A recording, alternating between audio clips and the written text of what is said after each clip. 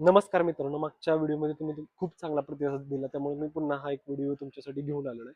तर हाही video promoted नाहीये ना एफिलिएटेड नाहीये. मला हे प्रॉडक्ट आवडलं आणि मी हे जवळपास 1 ते 1.5 वर्ष झाले यूज करतोय आणि त्याचा मला चांगला आउटकम पण आहे.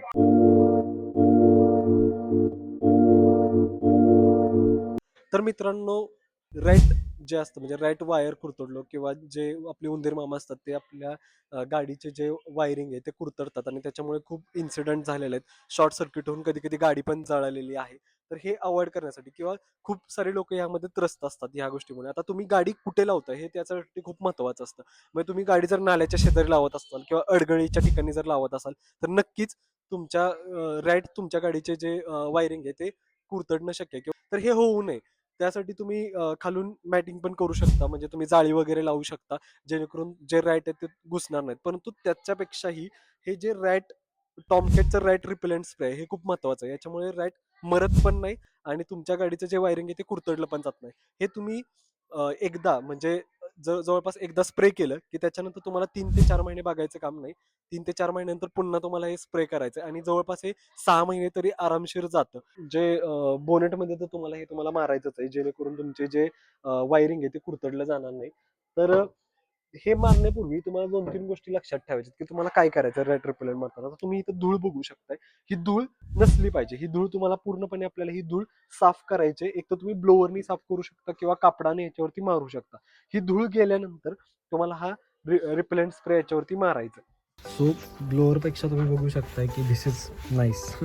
एक फडकं मी घेतलेलं आहे त्याने तुम्ही असं हे साफ करू शकता जिथे तुम्हाला स्प्रे करायचा.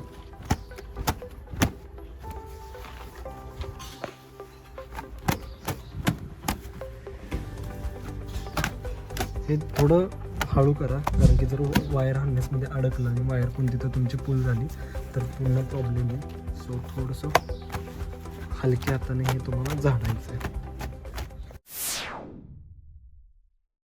तर मित्रांनो असं पूर्णपणे साफ केलेलं आहे आपण आणि हे जे वायर्स आता आपल्याला पूर्णपणे व्हिजिबल्स आहेत आणि जो काही धूळ आहे ते आपण काढलेलं आहे. धूळ पार्टिकल काढण्याचा हेतू हा असतो की जो स्प्रे आपण मारणार आहे त्या स्प्रेचं जे कण आहेत ते त्याच्यावरती राहू देत. म्हणजे ज्यावेळेस रॅट कुरतडण्यासाठी येईल ते त्यावेळी त्या स्मेलनी आणि त्या टेस्टनी तो म्हणजे ती वायर ती कुरतडणार नाही तो. आता इम्पॉर्टंट गोष्ट अशी आहे की तुम्हाला स्प्रे कुठे कुठे करायचं. आता तुम्ही बघू शकता की हे अशा काहीतरी वायर आहेत हे हार्नेस त्याला चिकट टेपनी त्यांनी जे कापडी टेप आहे त्यांनी ह्याला टेप केलेलं आहे. तुम्ही इथं बघू शकता काही काही ओपनिंग्स आहेत. म्हणजे आता इथं बघा इथं वायर अशी ओपन आहे किंवा याला कुठेही एक्स्ट्रा जे आपण बोलू कवरिंग असं कुठेच नाही आहे. इथं पण तुम्ही बघू शकता. तर ह्या ठिकाणी तुम्हाला इम्पॉर्टंटली करायचं आहे. आता आपण बोनेटमध्येच पहिल्यांदा स्प्रे का करतो तर बोनेटमध्ये बॅटरी असते आणि बॅटरीमधून सर्व गाडीला पॉवर आउटपुट गेलेला असतो. आता तुम्ही बघू शकता की इथे जे इंजिनचे सेन्सर्स वगैरे आहेत त्याचे जे वायर्स आहेत आता तुम्ही बघू शकता ही एक सेन्सर वायर आहे किंवा इथं एक सेन्सर वायर आहे. तर हे जे इंजिनच्या सेन्सर वायर आहेत ना आणि जे हेडलाईटच्या वगैरे त्या पूर्ण इथून सर्क्युलेट झालेल्या असतात. त्यामुळे आपल्याला इम्पॉर्टंटली फर्स्ट जी आपली प्रायोरिटी असेल की तुम्हाला इथं स्प्रे करायचं. तर मित्रांनो ज्यावेळी आपल्याला हे स्प्रे करायचे त्यावेळी गाडी अशी ओपन एरियात पाहिजे. क्लोज नको आहे किंवा 4 भिंतीच्या आत किंवा गॅरेजमध्ये वगैरे तुमच्या नको आहे. तुम्ही बाहेर घ्या गाडी आणि त्याच्यानंतर स्प्रे करा. का? कारण की त्याचा वास खूप उग्र आहे आणि तो वास तसाच राहतो. तुम्हाला जर तो वास तुमच्या शरीरात गेला तर तुम्हाला त्रास होऊ शकतो त्याचा.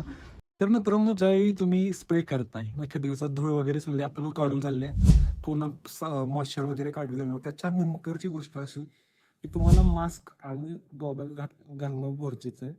डोळ्यांमध्ये किंवा नाकावरती तोंडावरती तो स्प्रे तुमच्या शरीरात जाऊ नये यासाठी ही काळजी घेणं महत्वाचे आहे.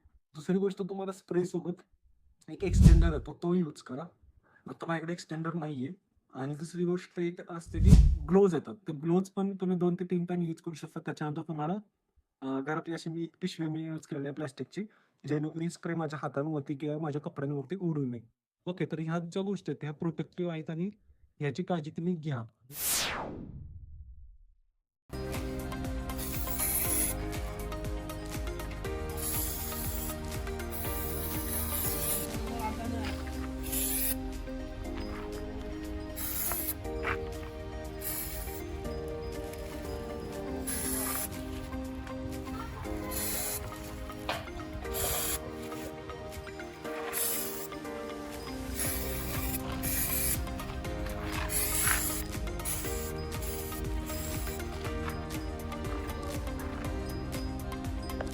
स्प्रे मारून झाला की तुम्ही लगेच हे बंद करा बोनेट, जेणेकरून वास सगळीकडे पसरणार नाही. आणि महत्त्वाची गोष्ट आहे की ओपन एरियामध्येच हे तुम्हाला करायचं आहे.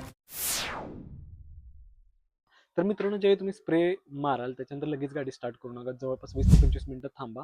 कारण की तुम्ही गाडी स्टार्ट केल्यानंतर जे गरम वाफ आहेत बोनेटमध्ये ते तो स्प्रे घालवू शकतात.